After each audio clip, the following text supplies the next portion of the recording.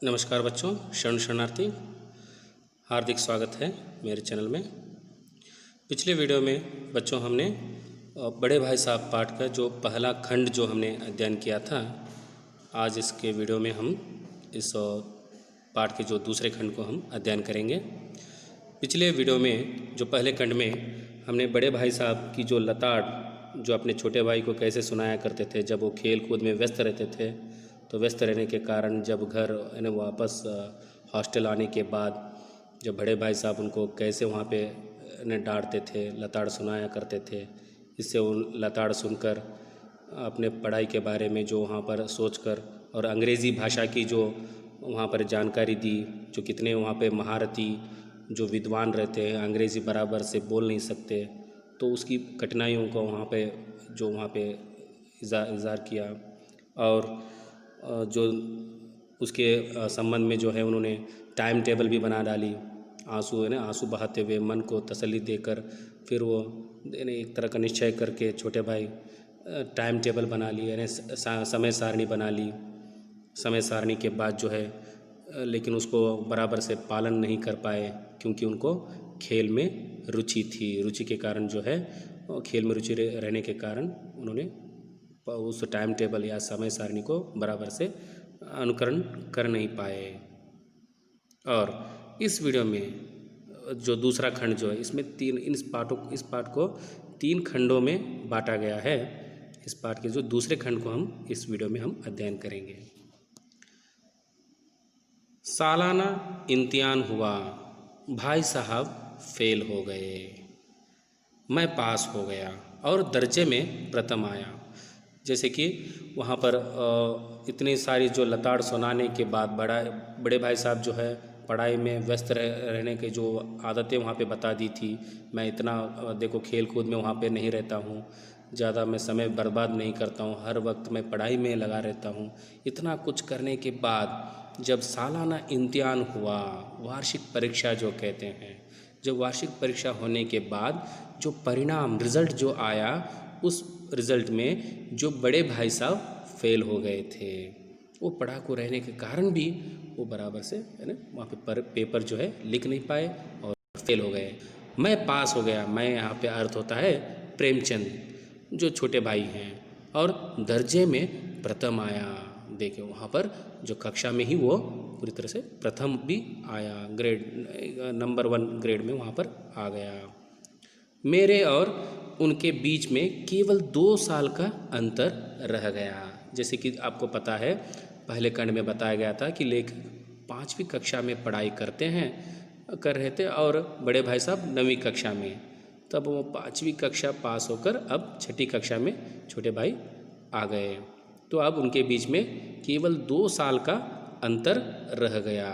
6ठा 7वां और 7th 8th 9th, मतलब 7th 8th 2 ही कक्षा वहाँ पर अंतर रह गया। भाई साहब को आड़े हाथ लूँ। देखिए आड़े हाथ लेना, इसका अर्थ होता है, ये मुहावरा है, खिंचाई करना, यानी भाई को कठोर निंदा करना, यानी जो इस तरह का जो मेरे साथ जो व्यवहार किया था उस व्यवहार का फिर से मैं उसको उलटकर जवाब दूँ, क्योंकि अब मैं दर्जे में जो अव्वल जो आ गया हूँ, प्रथम जो आ गया हूँ। आपकी वह घोर तपस्या कहाँ गई। जैसे ही वो सामने आएंगे उनको इस तरह की बातें सुनाऊंगा। आपकी वह घोर तपस्या, जो सुबह शाम तक बैठकर पढ़ाई किया करते थे, वो घोर तपस्या कहाँ गई। मुझे देखिए, मज़े से खेलता भी रहा और दर्जे में अव्वल भी हूँ। मुझे देखिए, मैं तो खेलता भी रहा और दर्जे में प्रथम भी आ गया। अव्वल मतलब प्रथम आ गया। लेकिन वह इतने दुखी और उदास थे कि मुझे उनसे दिली हमदर्दी हुई और उनके घाव पर नमक छिड़कने का विचार ही लज्जास्पद जान पड़ा। जैसे कि भाई साहब बहुत ही दुखी थे। ये सभी लताड़ सुनाने के लिए छोटे भाई साहब जब भाई के कमरे के पास चले गए, जब वहाँ पे भाई साहब रोते हुए दिखाई दिए, उदास दिखाई दिए, बहुत ही उदास थे, और उन्हें देखकर लताड़ सुनाना या उनको खिंचाई करना अच्छा न लगा। एक तरह की दिली हमदर्दी उत्पन्न हुई। दिली हमदर्दी मतलब सहानुभूति, उनको देखकर एक तरह की सिंपैथी उन पर उगम हुई। और उनके घाव पर नमक छिड़कने का विचार नहीं लज्जास्पद जान पड़ा। देखिए यहाँ पर घाव पर नमक छिड़कना मतलब दुखी को और दुखी करना मुझे अच्छा नहीं लगा। अपने आप पर शर्म आने लगी। हाँ, अब मुझे अपने ऊपर कुछ अभिमान हुआ, थोड़ा सा एक तरह का घमंड, जो एक तरह का अभिमान जो कहते हैं, गर्व जो कहते हैं, और आत्मसम्मान भी बढ़ गया। भाई साहब का वह रौब मुझ पर न रहा, यानी भाई साहब जो मुझ पर रौब जो करते थे, यानी प्रभाव या दबदबा जो मुझ पर था, अब वो मिट गया था। मुझे यानी कोई भी बात यानी वो डांटना ही छोड़ दिया था।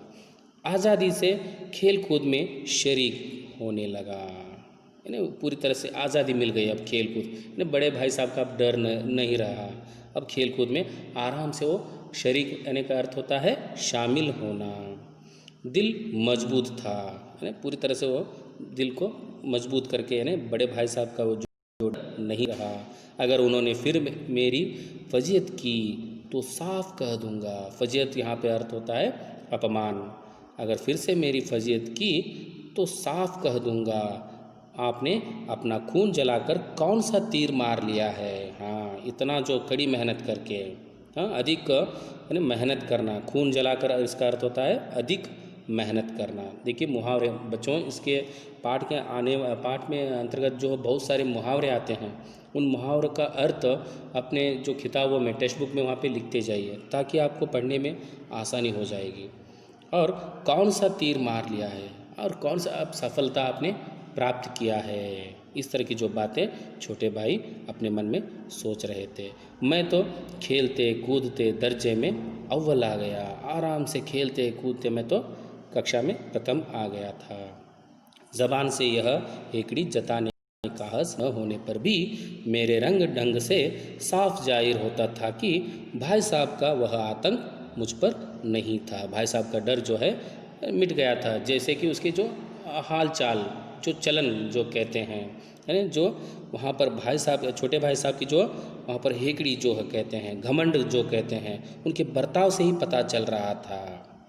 वो तो मन से वहाँ पे जाहिर नहीं कर पाए, उन्हें बता नहीं पाए, लेकिन उनके बर्ताव से ही पता चल जाता है। कुछ लोग ऐसे रहते हैं जो वहाँ पे शिष्टाचार की जो बातें कहते हैं या रिस्पेक्ट देने वाली बातें जो होते हैं दूसरों को नहीं देते, लेकिन उनके बातों से घमंड पता चलता है वो कितना वहाँ पे रिस्पेक्ट देता है।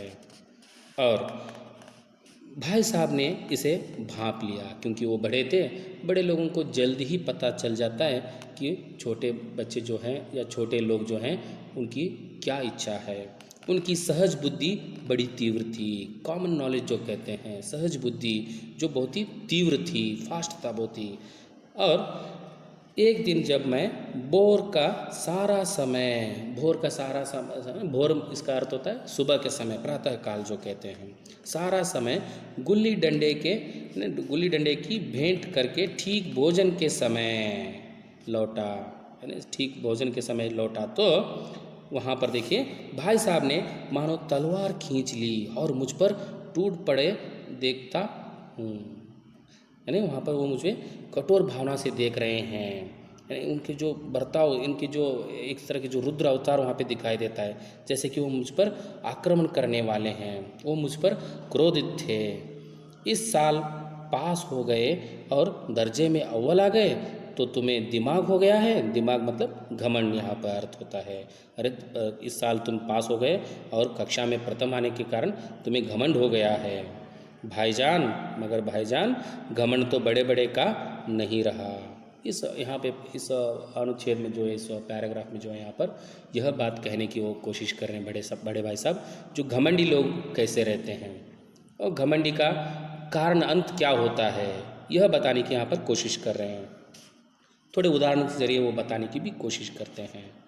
और दर्जे में अव्वल आ गए, तुम्हारी क्या हस्ती है। इतिहास में रावण का हाल तो पढ़ा ही होगा, उसके चरित्र से तुमने कौन सा उपदेश लिया, या यूं ही पढ़ गए। महज इम्तिहान पास कर लेना कोई चीज़ नहीं है। महज मतलब केवल, इम्तिहान मतलब परीक्षा, केवल परीक्षा पास कर लेना कोई बड़ी बात नहीं है। तुमने रावण की जो हालत वहाँ पे क्या हुई थी आपको पता है। जो उसकी जो अवस्था क्या हुई थी, जो घमंड के कारण उसकी दशा क्या हुई थी। असल चीज़ है, असल चीज़ है। अगला पन्ना।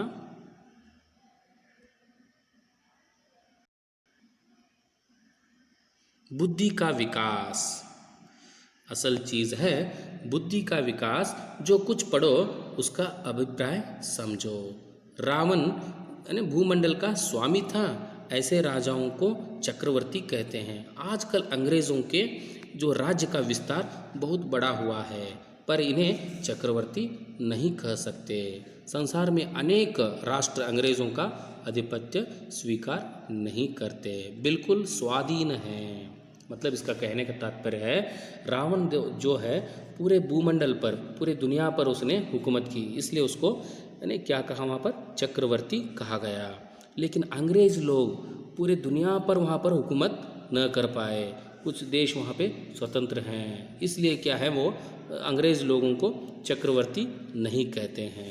संसार में अनेक राष्ट्रों और अंग्रेज़ों का आधिपत्य, मतलब उनका जो राज्य यानी उनको राजा वहाँ पे यानी जो उनका रूल जो कहते हैं, आधिपत्य वहाँ पर स्वीकार नहीं कर पाए। वो बिल्कुल स्वाधीन हैं, मतलब स्वतंत्र हैं। रावण चक्रवर्ती राजा था। संसार के सभी महीप, महीप मतलब राजा, उसे कर देते थे। मतलब सभी जो पूरे दुनिया में उसी को राजा मान लिया था। बड़े बड़े देवता उसकी गुलामी करते थे। आग और पानी के देवता भी उसके दास थे। देखिए, बड़े बड़े देवता भी वहाँ पर उसकी गुलामी किया करते थे। उसमें मुख्य रूप से पानी और देवता यानी पानी के और आग के देवता भी थे। मगर उसका अंत क्या हुआ है ये पता है आपको। घमंड ने उसका नाम निशान तक मिटा दिया। उसके घमंड के कारण वो खुद को नाश कर लिया उसने। कोई उसे एक चुल्लू पानी देने वाला भी न बचाता। चुल्लू भर मुट्ठी भर पानी देने वाला भी कोई नहीं था। आदमी और जो कुकर्म चाहे करे, पर अभिमान न करे। अरे जो कुछ भी करे, बुरा काम, कुकर्म मतलब बुरा काम करे, लेकिन अपने आप पर गर्व महसूस न करे। कुछ भी करे, गलत काम करे, लेकिन अपने आप पर गर्व करेगा तो जल्दी वो घमंड से अपने आप यानी चकनाचूर हो जाएगा। इस तरह की बातें जो है वह बड़े भाई साहब बता रहे हैं। इतराए नहीं यानी दिखाए नहीं, घमंड दिखाए नहीं यहाँ पर कहते हैं। अभिमान किया और दीन दुनिया दोनों से गया। अगर आपने इस तरह का जो घमंड अगर दिखाएंगे तो दीन दुनिया दोनों से गया, कहीं का भी नहीं रहेगा, है ना। देवताओं के पास भी नहीं, या दुनिया मतलब यहाँ पर जगत जगत में पूरी तरह से उसकी जो मान मर्यादा जो है चली जाती है, और वो कहीं का न रहता है, कोई उसको सम्मान नहीं देता है। इस तरह की जो बातें यानी घमंड की जो बातों में वो कहते हैं। और शैतान का हाल भी पड़ा ही होगा। उसे यह अभिमान हुआ था कि ईश्वर का उससे बढ़कर सच्चा भक्त कोई है ही नहीं। अंत में यह हुआ कि स्वर्ग से नरक में ढकेल दिया गया। मतलब अंत में जो वो अपने आप को ईश्वर का भक्त जो कहता था रावण, जो उसको अंत में वहाँ पर क्या हो गया, फिर भी वो सच्चा भक्त अपने आप को कहा करता था, लेकिन अंत अपने घमंड के कारण जो है उसको स्वर्ग भी नहीं मिला, उसे नरक में ढकेल दिया गया। शाहे रूम यहाँ पर अर्थ होता है, उसका नाम है रोम का राजा जो कहते हैं। शाहे रूम तो भी एक बार अहंकार किया था, उसने भी एक बार अहंकार किया था। रोम का राजा जो भी, उसने भी वहाँ पर अहंकार किया था। उसका हाल क्या हुआ था देखिए, भीख मांग मांग कर मर गया। अंत में उसने भीख मांगते हुए वो मर गया। घमंड इतना बुरी बात है, तुम जो घमंड कर रहे हो, इसलिए मैं इस तरह की जो उदाहरण देते हुए, इस तरह के दृष्टांत देते हुए वो बता रहे हैं। तुमने तो अभी केवल एक दर्जा पास किया है और अभी से तुम्हारा सिर फिर गया है। सिर फिरना मतलब घमंड होना। अभी से तुम क्या कर रहे हो, घमंडी वहाँ पर बन गए हो। एक दर्जा पास हो गए मुझसे, तो क्या घमंड वहाँ पे दिखाना ये अच्छी बात नहीं है। तब तो तुम आगे बढ़ चुके, यह समझ लो कि तुम अपनी मेहनत से नहीं पास हुए। तुम ऐसे ही अपनी मेहनत से आप पास नहीं हुए हो।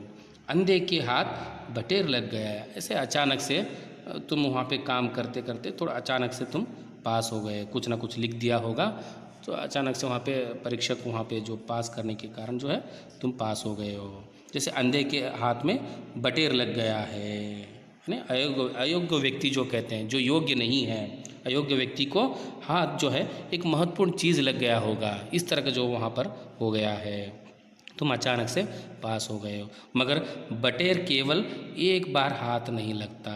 अंधे के हाथ बटेर मतलब यहाँ पे शब्दशः अर्थ देखा जाए तो अंधे को एक चिड़िया, अचानक से चिड़िया मिल जाना, बटेर का अर्थ होता है चिड़िया। जैसे कि इसका मूल अर्थ होता है, इस कहावत का अर्थ होता है अयोग्य व्यक्ति को, अयोग्य व्यक्ति के हाथ महत्वपूर्ण चीज़ लगना। नहीं, एक बार, ये बार बार नहीं मिलता है मौका, ये एक बार जो है इस तरह का जो वहाँ पे यू आर लकी, वहाँ पे इस तरह की जो बातें कहते हैं। केवल एक बार हाथ लग सकती है, बार बार नहीं लग सकती। कभी कभी गुल्ली डंडे में भी अंधा चोट निशान पड़ जाता है। अचानक से जब वहाँ पे गुल्ली डंडा खेलते समय भी अचानक से जो वहाँ पे जो चोट, वहाँ पे जो डंडा घुमाते समय निशान लग जाता है, अंधा निशान लग जाता है, इस तरह की बातें वो कहते हैं। अंधा चोट निशाना, इसका अर्थ होता है अचानक से कोई चीज़ मिल जाती है। इससे कोई सफल खिलाड़ी नहीं हो जाता। सफल खिलाड़ी वह है जिसका कोई निशान खाली न जाए। हाँ, केवल एक बार अचानक से पास हो जाने से वो सफल खिलाड़ी वहाँ पे, या बहुत ही पढ़ाकू या बहुत ही अच्छा विद्यार्थी वहाँ पे कह नहीं सकते, वो हर बार भी अव्वल नंबर पर आए, मतलब श्रेणी में वहाँ पर कक्षा में जो है यानी प्रथम श्रेणी में आए, फर्स्ट ग्रेड में ही वहाँ पर पास होना है। इस तरह हमेशा ही, केवल एक कक्षा में नहीं, प्रति बार जो है हर कक्षा में भी वो प्रथम आए। यह कहने की तात्पर्य बड़े भाई साहब की थी। फिर मिलेंगे अगले वीडियो के साथ, तब तक के लिए धन्यवाद।